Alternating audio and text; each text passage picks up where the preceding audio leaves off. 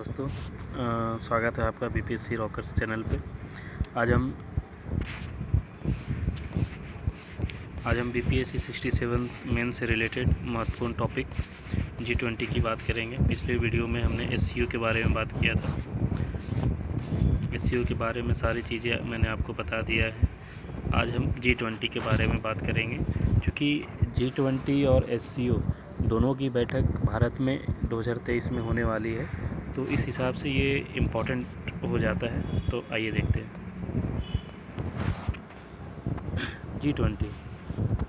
G20 यानी group of 20 समूह विश्व बैंक और IMF यानी कि अंतर्राष्ट्रीय मुद्रा कोष का प्रतिनिधि, इन दोनों के प्रतिनिधि यूरोपियन यूनियन और 19 देश। G20 में देखिए 20 देश होते हैं, 19 देश तो होते हैं अपने अलग अलग कंट्री, और एक संगठन होता है मतलब यूरोपियन यूनियन। ये दोनों को मिला के बनता है G20 यानी कि 20 कंट्रीज, ठीक है। जिसे बस 1999 याद रखिएगा दोस्तों, 1999 के दशक में के अंत में वित्तीय संकट की पृष्ठभूमि में G7 द्वारा विकसित एवं विकासशील देशों दोनों प्रकार की अर्थव्यवस्थाओं के सहयोग में से स्थापित किया गया था। G7 द्वारा स्थापित किया गया, ठीक है। G7 द्वारा इसको विकसित किया गया। इसमें क्या है, विकसित देश भी हैं और विकासशील, दोनों अर्थव्यवस्था हैं, ठीक है। इसका उद्देश्य क्या है? इसका उद्देश्य अपने सदस्यों के मध्य नीतिगत समन्वय स्थापित करना, वित्तीय विनियमन को बढ़ावा देना तथा एक नया अंतर्राष्ट्रीय वित्तीय ढांचा तैयार करना है। अगर आप इसकी प्रतिनिधित्व की बात करेंगे तो इसमें देखिए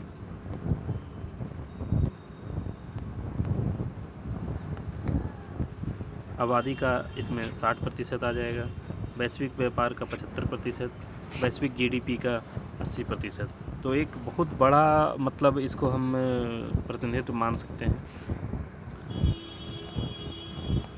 G20 के कार्यों को दो ट्रैक्स में विभाजित किया गया है। एक होता है फाइनेंस ट्रैक, एक होता है शेरपा ट्रैक।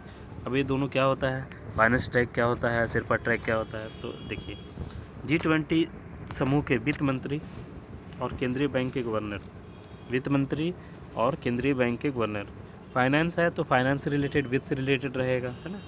और उनके प्रतिनिधियों के साथ सभी बैठकों में वित्तीय विनियमन, राजकोषीय मुद्दे और मुद्रा पर केंद्रित होता है। फाइनेंस ट्रैक है तो फाइनेंस से रिलेटेड आप याद रखेंगे, उस हिसाब से आप लिख लेंगे। फिर दूसरा है शेरपा ट्रैक। शेरपा ट्रैक क्या करता है, राजनीतिक जुड़ाव, भ्रष्टाचार का विरोध, विकास, ऊर्जा जैसे व्यापक मुद्दों पर ध्यान देता है। फाइनेंस से रिलेटेड फाइनेंस ट्रैक, बाकी रिलेटेड शेरपा ट्रैक, याद रहेगा आपको। आइए अब ये बहुत इम्पोर्टेंट हो जाता है कि जब आप किसी क्वेश्चन को लिख रहे हैं मेंस में, तो ख़ास करके आप उसको अगर मैप से दिखाते हैं तो देखने वाले को अच्छा लगता है, थोड़ा सा आपका कॉपी भी अच्छा लगता है, चेक करने वाले को भी आसान पड़ जाता है कि हाँ बच्चे को पता है ये सारी चीज़ें। तो आइए देखते हैं। पहले आएंगे उत्तरी अमेरिका में, तो यहाँ देख लीजिए कनाडा, USA, मैक्सिको, 3 कंट्री हो गया।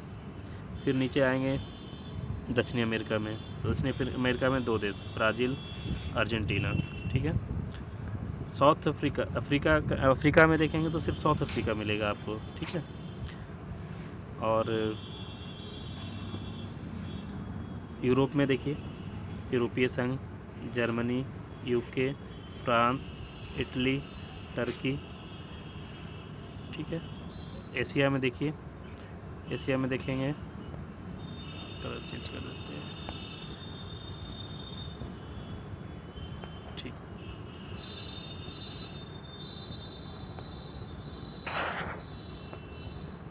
रसिया, चाइना, सऊदी, इंडिया, इधर इंडोनेशिया, जापान, दक्षिण कोरिया, और नीचे जाएंगे तो आपको मिलेगा क्या, ऑस्ट्रेलिया, ठीक है। तो ये हमने टोटल 20 कंट्रीज़ को देख लिया, कनाडा, USA, मैक्सिको, इधर आएंगे ब्राज़ील, अर्जेंटीना, इधर आएंगे तो सिर्फ साउथ अफ्रीका मिलेगा आपको। यहाँ पे मिलेगा European union, Germany, UK, France, Italy, Turkey ये हो गया नाम अभी, सऊदी, रसिया, चीन, भारत, दक्षिण कोरिया, जापान, इंडोनेशिया और ऑस्ट्रेलिया, ठीक है। एक चीज़ ध्यान दीजिए कि G20 जो देखिए कोई भी संगठन होता है उसका मुख्यालय होता है, सचिवालय होता है, लेकिन इस समूह का कोई अस्थायी सचिवालय या मुख्यालय नहीं होता है, ठीक है। इसके अतिरिक्त G20 समूह का अध्यक्ष अन्य सदस्यों के साथ परामर्श करके G20 एजेंडा को लागू करने तथा वैश्विक अर्थव्यवस्था के विकास हेतु उत्तरदायी होता है। G20 समूह के अध्यक्ष पद सदस्य देशों के मध्य वार्षिक तौर पर एक प्रक्रिया के तहत रोटेट होते रहता है। इस बार ये कंट्री अध्यक्ष है, दूसरे बार दूसरा कंट्री रहेगा, तीसरे बार तीसरा रहेगा, इस हिसाब से रोटेट होते रहता है, ठीक है, जो समय के साथ साथ क्षेत्रीय संतुलन को भी सुनिश्चित करता है। और ये जो अलग अलग अध्यक्ष बन रहा है, हर कंट्री अलग अलग बार अलग अलग बन रहा है, तो इसमें एक ट्रॉइका होता है। ट्रॉइका क्या होता है? प्रत्येक वर्ष जब एक सदस्य अध्यक्ष पद ग्रहण करता है, ठीक है, तो अध्यक्ष देश के साथ समन्वय स्थापित करके कार्य करता है तथा इस प्रक्रिया को ही सामूहिक रूप से देखिए, फॉर एग्जाम्पल देखिए, अभी जैसे इंडिया को मिला है, ठीक है, या फिर आप ऐसे समझ लीजिए कि पहले आप अभी इंडोनेशिया ने इसका अध्यक्षता से पिछली बार स्वीकारा था, इनकी अध्यक्षता में ही हुआ था, ठीक है। इससे पीछे कौन था? इससे पीछे हुआ था इटली में। इसके नेक्स्ट कौन है? इसके बाद हो रहा है इंडिया में। तो इन तीनों देशों का जो समूह है, प्रेजेंट, फ्यूचर और पास्ट, प्रेजेंट, फ्यूचर और पास्ट, इन तीनों को मिला देंगे तो इसी को कहेंगे हम ट्राइका, ठीक है। समझ में आ रहा है आपको? यस। और ये मिलके काम करते हैं, ठीक है। G20 द्वारा से संबोधित मुद्दे, कौन कौन से मुद्दे इसमें संबोधित किए जाते हैं? वैश्विक वित्तीय बाजार, वैश्विक स्वास्थ्य, कर एवं राजकोषीय नीति, व्यापार, कृषि, रोजगार, ऊर्जा, आतंकवाद, भ्रष्टाचार, सतत विकास, समावेशी उद्यमशीलता, जलवायु परिवर्तन। अब इसमें देखिएगा कि आप बहुत सारे अलग अलग संगठन पढ़ेंगे तो उसमें आपको जलवायु एक कॉमन मिलेगा, जलवायु परिवर्तन, ठीक है, व्यापार, कृषि, है ना, ऊर्जा, आतंकवाद, भ्रष्टाचार, ठीक है। तो बहुत सारे को आपको मतलब ऐसे देखेंगे कि जो जो इम्पोर्टेंट है, आप मान लीजिए आप लिख रहे हैं, आपको याद नहीं आ रहा है, तो आप इन सब मुद्दों को भी लिख सकते हैं। अब आइए G20 की उपलब्धियाँ। वर्ष 2008 के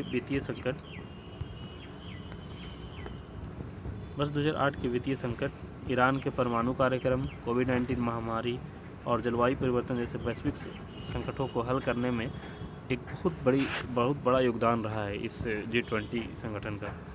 फिर है समन्वित कार्रवाई, आप अंतर्राष्ट्रीय वित्तीय विनियामक प्रणाली को मजबूत करने में आप अहम भूमिका निभा सकते हैं। एक साथ मिलकर आप कार्रवाई कर सकते हैं, तीव्र निर्णय ले सकते हैं, बेहतर संचार को व्यवस्था को स्थापित कर सकते हैं। और रोम जो पिछली बार जो हुआ था रोम में, ठीक है, इटली में हुआ था, तो रोम उद्घोषणा, जैसे इस बार बाली में हुआ तो बाली उद्घोषणा जारी किया गया, पिछले बार रोम में हुआ था तो रोम उद्घोषणा जारी किया गया था। तो रोम उद्घोषणा में नेताओं ने कार्बन तटस्थता तक पहुंचने की प्रतिबद्धता जताई थी, ठीक है। अब देखेंगे कि G20 और भारत। G20 जो है का जब मतलब स्थापना हुआ था तो भारत एक संस्थापक सदस्य देश के रूप में जुड़ा था। फिर इसमें आतंकवाद वित्त पोषण को विरोध करना भारत का हमेशा से मुद्दा रहा है।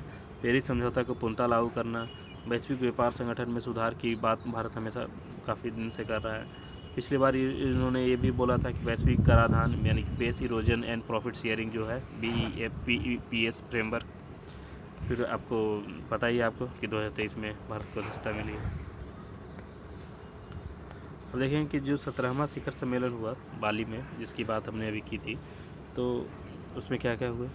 हाल ही में नवंबर 2022 में G20 के 17वें वार्षिक शिखर सम्मेलन में की मेजबानी इंडोनेशिया की अध्यक्षता में बाली में हुआ। कौन सी जगह में हुआ? बाली में। इनका थीम क्या था? रिकवर टुगेदर रिकवर स्ट्रॉन्गर, ये याद रखेंगे। इस विषय के तहत आयोजित किया गया और इसमें जो बाली युद्ध घोषणा के क्या परिणाम हुए, रूसी आक्रामकता की निंदा की गई, ठीक है, वैश्विक अर्थव्यवस्था पे फोकस, खाद्य सुरक्षा, जलवायु परिवर्तन, डिजिटल परिवर्तन, स्वास्थ्य। अब इसमें देखिए एक चीज़ और हुआ कि भारत को G20 की अध्यक्षता का प्रभार सौंप दिया गया, ठीक है, और 18वें शिखर सम्मेलन 2023 में जो होगा वो भारत में आयोजित किया जाएगा। अब हम देखिए जो बाली युद्ध घोषणा के परिणाम हुए, ये सब जो हमने आपको बताया कि रूसी आक्रामकता, वैश्विक, तो इसके बारे में थोड़ा थोड़ा जान लेते हैं। रूसी आक्रामकता की निंदा। सदस्य देशों ने यूक्रेन में रूस की आक्रामकता को कड़े शब्दों में निंदा करते हुए घोषणा को अपनाया और इसे बिना शर्त वापस लेने की मांग की। उन्होंने बोला कि भाई आप जल्दी से बिना शर्त उसको वापस कीजिए और हम इसकी कड़ी निंदा करते हैं, रूस जो कर रहा है वहाँ पे, ठीक है। फिर है वैश्विक स्वास्थ्य पर फोकस, वैश्विक अर्थव्यवस्था पर फोकस। G20 अर्थव्यवस्थाओं ने अपनी घोषणाओं में ब्याज दरों में वृद्धि को सावधानीपूर्वक गति देने की सहमति व्यक्त की और मुद्रा के मामले में बढ़ी हुई अस्थिरता को लेकर चेतावनी दी, जिसमें कोविड-19 महामारी को ठीक करने पर ध्यान केंद्रित किया गया। फिर आइए खाद्य सुरक्षा, ये आपको हर जगह मिलेगा, खाद्य सुरक्षा, ठीक है।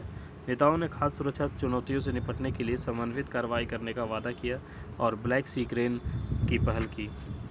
फिर आइए जलवायु परिवर्तन। G20 नेताओं ने वैश्विक तापमान में वृद्धि को 5 डिग्री तक सीमित करने यानी कम करने के प्रयासों को आगे बढ़ाने पर सहमति व्यक्त की, ठीक है। और ये 2015 का जो पेरिस समझौता था उसके लक्ष्य के साथ ये अभी भी खड़े हैं। फिर है डिजिटल परिवर्तन। नेताओं ने सतत विकास लक्ष्य SDG, आपको पता है, आप किसी भी उत्तर में अगर ये SDG को शामिल करते हैं तो आपका उत्तर बहुत अच्छा हो जाएगा, ठीक है। इस पे डिजिटल परिवर्तन की बात कही उन्होंने, महत्व को पहचाना। उन्होंने विशेष रूप से महिलाओं, लड़कियों और कमज़ोर स्थितियों में रह रहे लोगों के लिए डिजिटल परिवर्तन में सकारात्मक प्रभावों को दोहन करने हेतु डिजिटल कौशल एवं डिजिटल साक्षरता को और अधिक विकसित करने हेतु अंतर्राष्ट्रीय सहयोग को प्रोत्साहित किया। फिर स्वास्थ्य की बात करेंगे तो नेताओं ने स्वास्थ्य और अस्थायी रिकवरी को बढ़ावा देने के लिए अपनी निरंतर प्रतिबद्धता व्यक्त की, जो सार्वभौमिक स्वास्थ्य कवरेज को प्रदान करने तथा उसे बनाए रखने की दिशा में महत्वपूर्ण है। उन्होंने विश्व बैंक के द्वारा आयोजित महामारी की रोकथाम, तैयारी और प्रतिक्रिया महामारी कोष के लिए एक नए वित्तीय मध्यस्थ कोष की स्थापना का स्वागत किया। नेताओं ने WHO की अग्रणी और समन्वय भूमिका तथा अन्य अंतर्राष्ट्रीय संगठनों के समर्थन के साथ वैश्विक स्वास्थ्य शासन को मजबूत करने की अपनी प्रतिबद्धता की पुष्टि की। फिर हम देखेंगे कि G20 के सदस्य देशों के समक्ष क्या क्या चुनौतियाँ रही हैं। तो यूक्रेन पर रूस के प्रभाव, बढ़ती मुद्रास्फीति, आपको पता ही है, महंगाई, मुद्रास्फीति काफ़ी बढ़ गई है। प्रमुख मुद्रा अर्थव्यवस्थाओं की मंदी भारत में ही नहीं अनेक जगहों पे आप देख सकते हैं। बढ़ते भू राजनीतिक मतभेद, ठीक है। अब इन्हें हम कैसे टैकल कर सकते हैं, तो आगे की राह में हम देख सकते हैं उसको। G20 देशों का पहला काम बढ़ती महंगाई पर नियंत्रण करना, साथ ही सरकारों को कर्ज के स्तर पर अनिवार्य रूप से बढ़ाए बिना कमज़ोर लोगों की मदद करना, कमज़ोर लोगों की मदद करने के तरीके खोजने होंगे। इससे संबंधित एक प्रमुख चिंता यह सुनिश्चित करना होगा कि बाहरी जोखिमों को सावधानीपूर्वक निगरानी की जाए। एक मजबूत, टिकाऊ, संतुलित और समावेशी रिकवरी के लिए G20 द्वारा संयुक्त कार्रवाई की आवश्यकता है और इसके बदले में इस तरह की संयुक्त कार्रवाई के लिए यूक्रेन में शांति स्थापित करने के साथ साथ आने वाले समय में उनके विखंडन को रोकने में मदद की आवश्यकता है। देखिए, यूक्रेन का जो मुद्दा है वो काफ़ी ज़्यादा हाईलाइटेड है और विश्व के अनेक मंचों पे उसको उठाया गया है, तो आप इनको ज़रूर शामिल करेंगे जो भी आप टॉपिक लिखेंगे उसमें। फिर है व्यापार को लेकर G20 नेताओं को अधिक खुले, स्थिर और पारदर्शी नियम आधारित व्यापार पर जोर देने की आवश्यकता है, ठीक है, जो वस्तु की वैश्विक कमी को दूर करने में मदद करेगा, ठीक है। वैश्विक मूल्य श्रृंखलाओं के लचीलेपन को मजबूत करने के झटकों से बचना चाहिए, ठीक है। Thank you for listening. आप कमेंट में बताएं आपको ये वीडियो कैसा लगेगा। अगर आप को अच्छा लगा तो आगे भी जारी रखेंगे, ठीक है। धन्यवाद।